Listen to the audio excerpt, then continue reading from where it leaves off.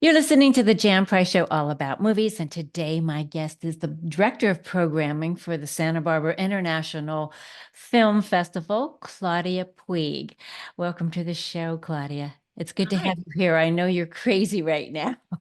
very busy, but I'm happy to be here with you, Jan. Well, I'm glad you were able to make some time. I know that, yeah, you just announced the schedule yesterday, so very Right. exciting. But before we even get into that, I want to get into your background because you've had an amazing career and continue to have a great career. How did you become the director of programming for the Santa Barbara International Film Festival? Well, I've spent most of my life as a journalist, and I have been a film critic for the last 20 plus years.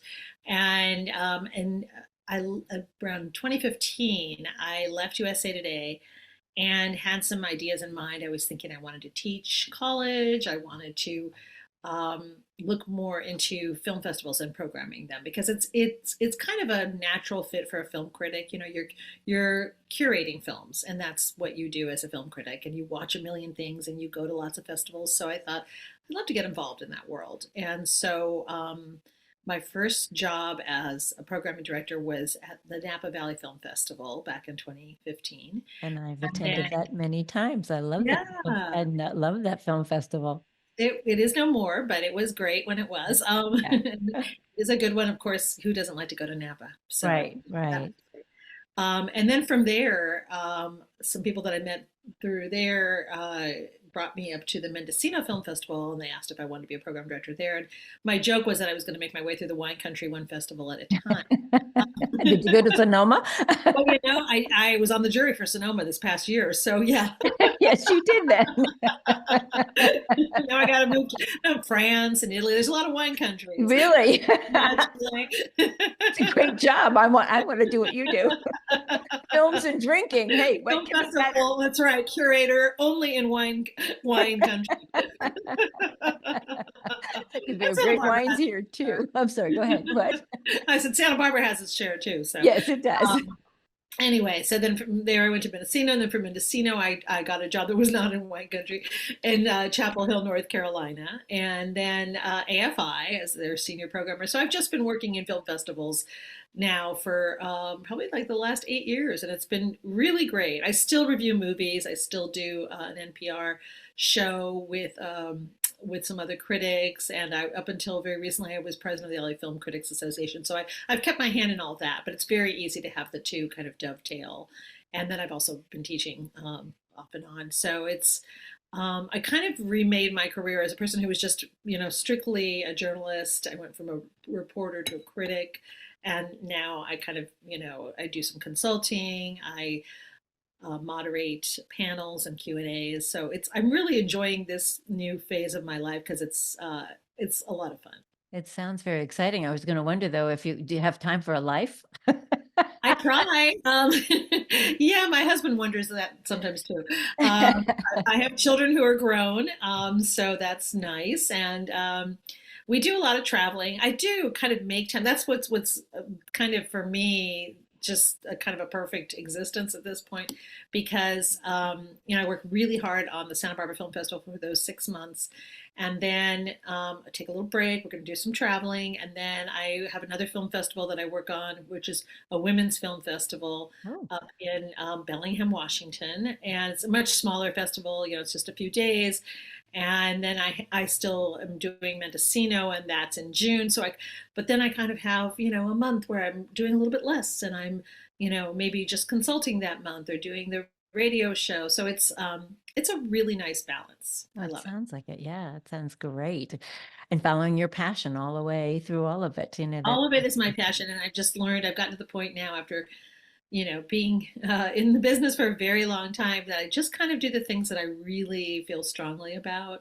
And travel is also really important to me. And I love to read, and I love to hike and walk. So, we kind of sometimes combine our hikes with travel. Last year, we walked across England on this Hadrian's Wall path. Mm. So, I just kind of, it's just kind of trying to, pick out the things that I really enjoy doing. That's great. That's great. The only way to be living nowadays. If you don't like it, don't do it.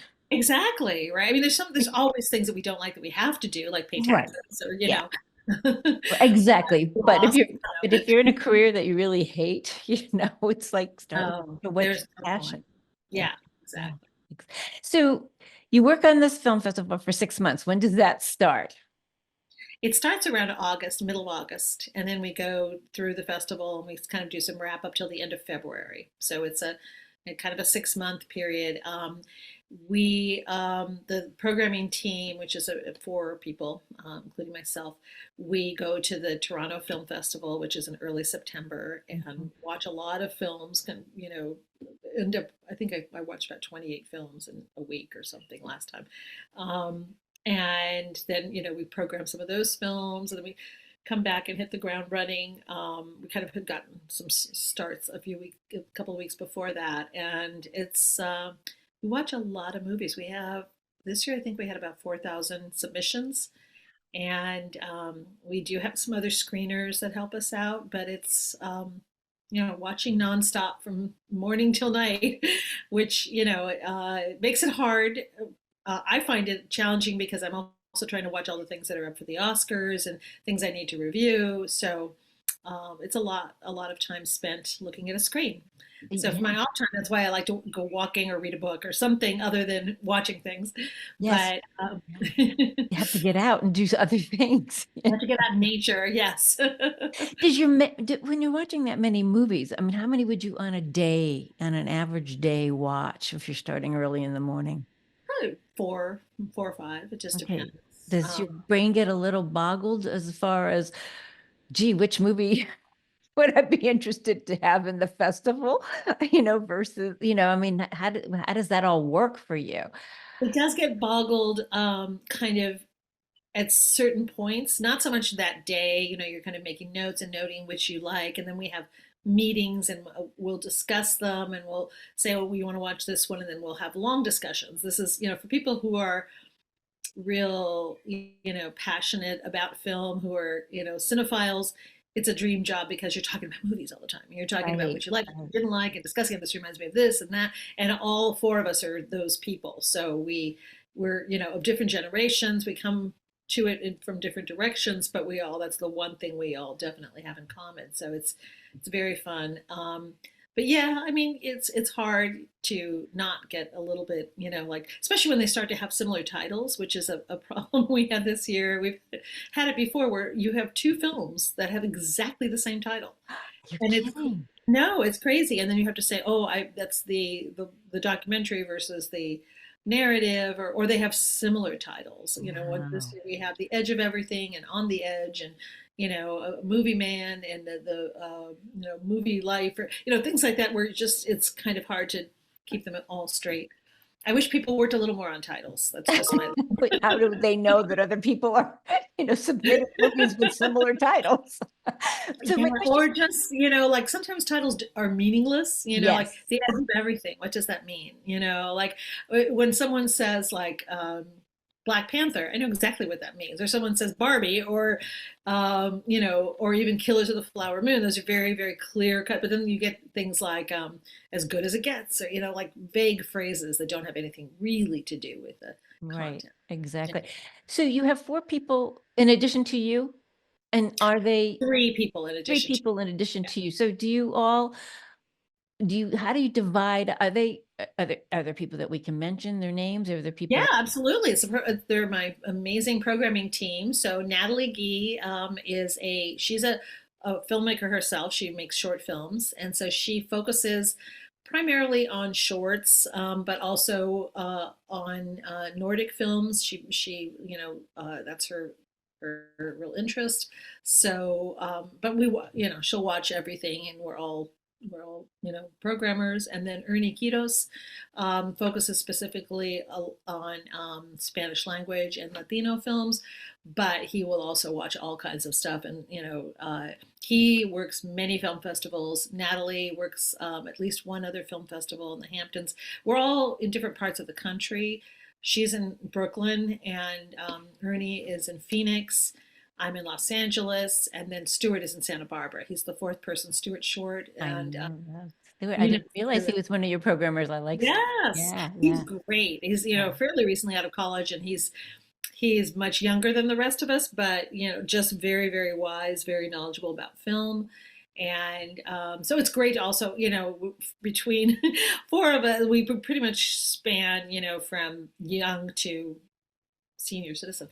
So, so we kind of cover all the different generations. We have, I guess I should say it this way: we have Gen X, we have uh, Gen Y, Gen Z, whatever this new one is, and Boomer. Millennial. So millennial, we have it all. So I think that really is helpful because sometimes things are generational, and Yeah. people can give a different perspective. And two of us are Latino. I am, and Ernie is. Natalie's Australian and British, and Stuart is, American. So that's the other thing that we bring to it. There's some diversity just within our small ranks. So so you kind of denoted how each one kind of watched different movies, but do you watch how do you narrow it down? Then do you all kind of somehow, I mean, do you all watch the same movies or Yeah, you do? sometimes we do. Okay. Yeah. Well, we will all watch different movies, and then based on the movies that we think are worthy, we will say, okay, I'd like at least one other person to watch this. Okay. And and sometimes I'll assign certain films. I think this sounds like this might be, a Nordic film that would be up your alley. Natalie would give it a watch, and then she'll come back and say, yeah, I thought it was good. You want to watch it? And then I'll watch it. Or she might come back and say, no, I don't think it's for us. And so then I won't watch it. So we do a lot of discussing, and we get a lot of, we try to get, consensus. And sometimes we'll have two people that feel differently. So we'll call it a third person, like, let's say I liked something, Natalie didn't like something, and then Ernie will be our decider kind of. And then sometimes we've gone to the fourth person and said, we're still not sure, and have the fourth person watch it. So it's a process, and it's like I said, it's a lot of fun, because we do spend a lot of time discussing, and we're generally on the same page. I think we all, there's nothing that we've ever been where someone loves something, someone else hates something. That just doesn't happen. How did you choose the team? I didn't actually choose the team. Roger, who is the head of the festival, Roger Durling, chose the team, and they're exactly the team I would have chosen. So I feel super lucky because if I, had the world to choose from, these would be the three people I would choose. Wow. Um, and I think Ernie might have been a screener for the festival before. Stuart was an intern. Natalie approached him and sent him a letter. And then I've been doing this for so long, he just kind of knew of me, and somebody recommended that he reach out to me. So we all, again, came to it, from different paths. But yeah, it was Roger's wisdom. And he does have a lot of wisdom. Maybe you can answer this question. Everybody's asked every single year. I've been coming to this film festival since 2009. Oh, wow. And this is my favorite festival of all of them. And I have gone to Sundance and Toronto and Cannes and, as we said, Napa and other ones too, New York. But this has always been my favorite. And one of the reasons I love it are the tributes. I just love the tributes as well as the films. But everybody always asks, how does he know who to give, a tribute to? I mean, and he seems to get them early, obviously. And also all the films they show throughout the Oscar season, as you're just Right. discussing Cinema too. Society. Yes. Well, if you're in the business, you know those things because Right. this conversation starts early. I know he attends Telluride. I attend Toronto. Then I've been to Cannes too, but none of us attended this nowadays. But the conversation starts sometimes right after Cannes, but it starts in earnest around the time of Telluride in Toronto, and that's when you start hearing about the awards buzz. And so I think he's got a really good eye. He's been doing it for a long time. I also do that kind of thing on my NPR show. We predict things, and I do it on Gold Derby. Once you've been doing it long enough, you can kind of tell who is going to be in the Oscar conversation. Sometimes they're people you really wish would be, and for one reason or another, they're not. Or sometimes it starts too early. Something that was amazing. Like I saw a couple of movies in the spring that I really wish were in the Oscar conversation, but they, because they came out too Really. early. And then sometimes, this summer was different because it was the summer of Barbenheimer, but um, often usually it's the fall movies that rise to the top. But Right. Yeah. Yeah. yeah, so that's that process. And yeah, I think our festival's a little different because of the tributes. I mean, Palm Springs does that a little bit, and Napa used to do that to some degree, but it wasn't really Oscar related. And I think that does make our festival um, fairly unique. Yeah. And in terms of local festivals, since I've come on, we've really made it an effort to have primarily premieres, so that they're films that people won't, have not seen anywhere in this country and sometimes in the world. Our opening and closing movies are world premieres. And we draw from lots of different countries this year. We have 77 premieres, U.S. premieres, and then 45 world premieres, and that's from 48 different countries.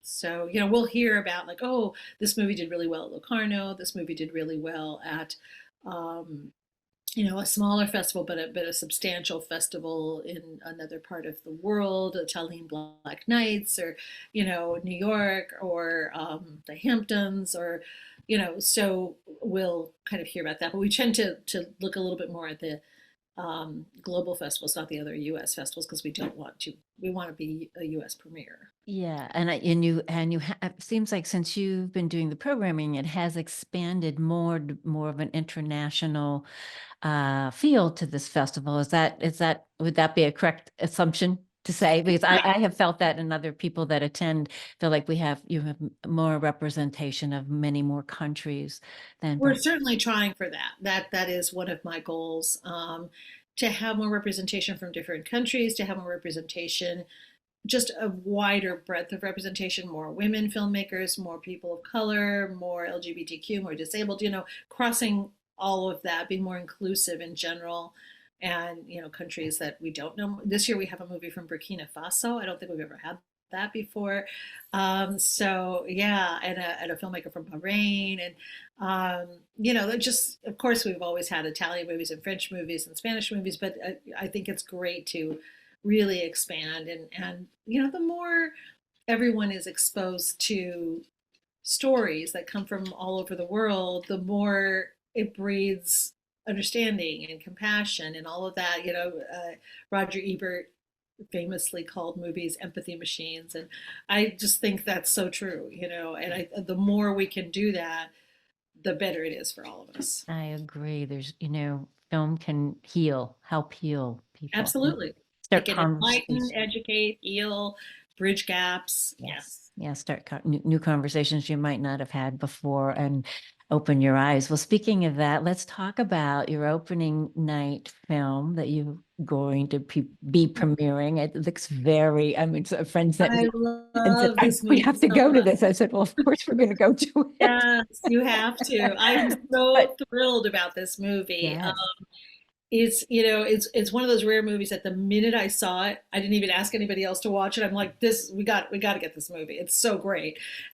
It's a story that I wasn't familiar with, but a lot of people who are maybe more on social media than I might be. But so it's about this young guy, and Anthony Madu, and he was 12 years old, and he just decided that he wanted to be a ballet dancer. He's living in Nigeria, in Lagos, Nigeria, where there isn't really ballet to speak of, and living, a hard scrabble life on the streets of, not the streets. I mean, he had a family, but he was, it was not an area that would know a lot about other forms of dance, and he kind of taught himself to dance, and then he filmed it.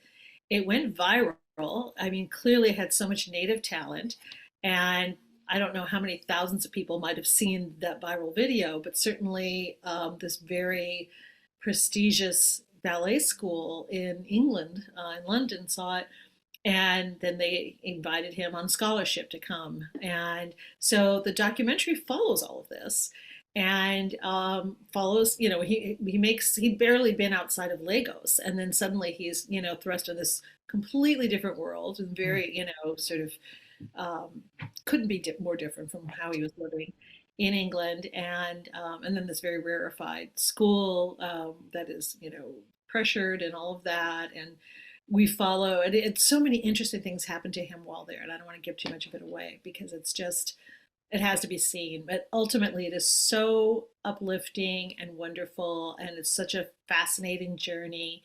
One of the filmmakers is Nigerian, and you know his kind of search for belonging and kind of where he fits and how his family deals with it and the love that his family has for him and he for them. All of this is just so moving. I just feel like it's, and I feel so fortunate that we got the world premiere because I think, you know, any other festival would have like snatched it up and it just worked out well for us. So I can't wait to share this film and have other people see it. I can't wait to see it either. I'm very excited about it, very much so. And I think there's already, as I said, buzz out there. Oh, great. When I'm you so announced it glad. yesterday. No, I had a couple of friends, email me and go, we got it, I mean, definitely there were people like super excited. We were talking yesterday, I was hiking in the morning and we were talking about that the slate was going to be announced and so everybody was patient, really excited to hear what kinds of films you are going to be showing this year. Let's talk about the closing night film because it's also looks very interesting too. It's really fun. It's very different from that, but it's more in kind of a rom-com, but also kind of a coming into yourself kind of movie. If that's not a genre, but Heather Graham stars and Heather Graham directs, and it's her first time directing. And Julia Stiles is also in it, Thomas Lennon, Michael Gross from Family Ties way back. And she's kind of at a crossroads in her life. She's a yoga teacher.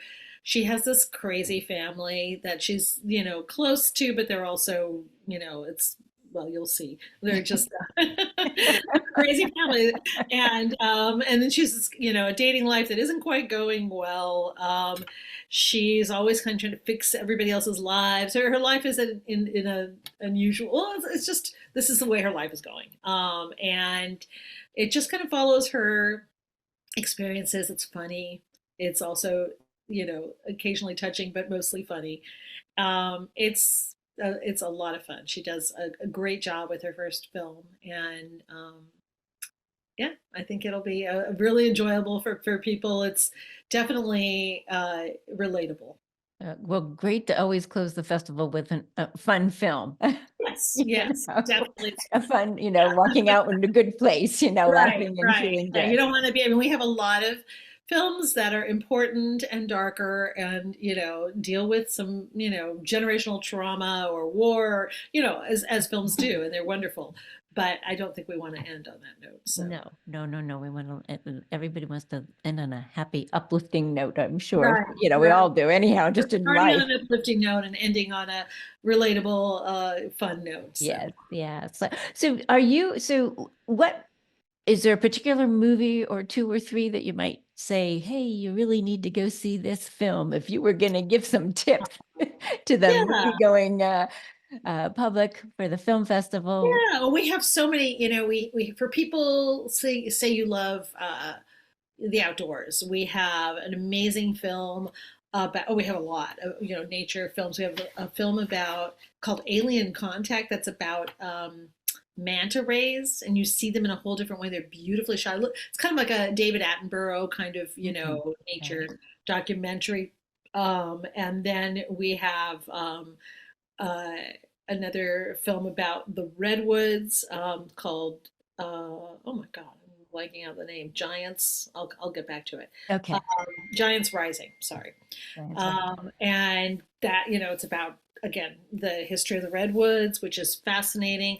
Then we have, if you like more, like if you like documentaries that are about substantive issues, we have God and Country, which is sort of about the state we're in our country right now and how religion has kind of been a part of politics or become a part of politics. That sounds fascinating. It's fascinating. Yeah.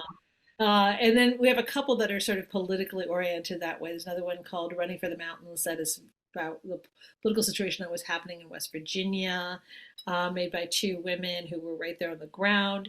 The Fight for Black Lives, it's about how the medical care for Black people, particularly Black women, is substandard compared to how what white women experience. We have documentaries about film. We refer to them internally as films on film, because of course we're all very interested in that. So there's one about a man who builds his own theater in Canada. There is another theater that is built in Finland in sort of the kind of a foresty area. There is a Norwegian film director who it's his very last film. He is going through Alzheimer's. We have a few about aging and dealing with all of that. We have a film about the use of kelp in farming and how that's been rising. We have a film about this amazing Ukrainian restaurant in New York. We have, what about wine, growing wine? Oh, well, there we go back to the wine theme again. Let's have a wine or something.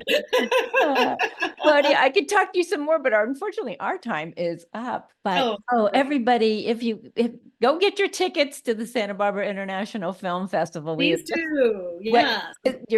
Just wet your whistle just a little bit on this. Get you excited about it. It's a great festival. If you've never been to it, definitely make the trip to come to Santa Barbara. It's a beautiful place to be. But the film festival, as I said, it's the easiest film festival to get around than any film festival I've ever attended. Absolutely right. That is so true. I've been to film festivals I always say from A to Z, from Ashland to Zurich. And ours is so easy. It's just up and down State Street. Up and down the State Street. You get your exercise.